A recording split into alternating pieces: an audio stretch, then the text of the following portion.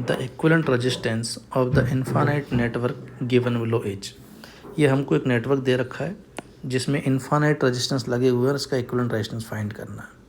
ऐसे infinite ladder problems की अगर मैं बात करूँ तो जनरली इनमें क्या होता है, एक पर्टिकुलर यूनिट जो है वो बार बार रिपीट होती हुई देखने को मिलती है। जैसे यहाँ अगर तुम देखो तो ये 1 1 1 ये जो यूनिट है हमारे पास लगातार रिपीट होती हुई नज़र आ रही है।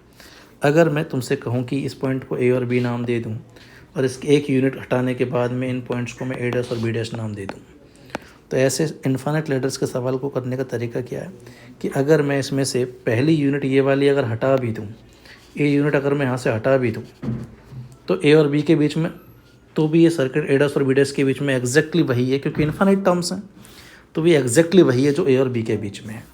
मतलब क्या कहना चाह रहा हूँ कि अगर मैं सी आर इक्विवेलेंट की value across A and B अगर मैं x मान लूँ तो ए डैश और बी डैश के बीच में भी x एज्यूम किया जा सकता है, क्योंकि एक यूनिट को हटाने से एक यूनिट को अगर छुपा भी लो तुम, इस पूरी यूनिट को अगर छुपा भी लें तो भी सर्किट सेम ही है, तो आर इक्विवेलेंट ए डैश और बी डैश के बीच में भी x कंसिडर होगा। बस इसी कंसेप्ट को काम में लेते हुए सवाल किया जा सकता है। वही वाली बात है कि पूरा समुद्र भरा हुआ है, उसमें से एक बूंद पानी निकाल भी लिया जाए तो भी उसका टोटल अमाउंट जो है वाटर की लगभग उतनी ही रहेगी। तो कंसेप्ट को काम में लेते हैं। मैं मान लेता हूँ ए डैश और बी डैश के बीच में आर इक्विवेलेंट x है, x फाइंड करना है। तो एक यूनिट को अगर हटा भी दिया जाए, अगर मैं इस यूनिट को अगर हटा भी दूँ तो ए डैश और बी डैश के बीच में वही सर्किट रिपीट हो जाएगा जो ए और बी के बीच में है, और ए और बी के बीच में आर इक्विवेलेंट कितना माना हुआ x, यही ए और डैश और बी डैश के बीच में हो जाएगा। क्लियर है। अब ए और बी के बीच में ज़रा सा कॉम्बिनेशन लगा के आर इक्विवेलेंट फाइंड करते हैं। x और 1 ये पैरेलल में हो गए तो इनका रेजिस्टेंस कितना हो जाएगा, x × 1 अपॉन में x + 1। उसके बाद 1 1 और ये तीनों सीरीज में आ जाएंगे, तो ए और बी के अक्रॉस आर इक्विवेलेंट की वैल्यू कितनी हो गई, x अपॉन x + 1 + 1 मतलब 2। इतना आर इक्विवेलेंट आएगा ए और बी के अक्रॉस, जो कि हमने ऑलरेडी क्या मान रखा है, x।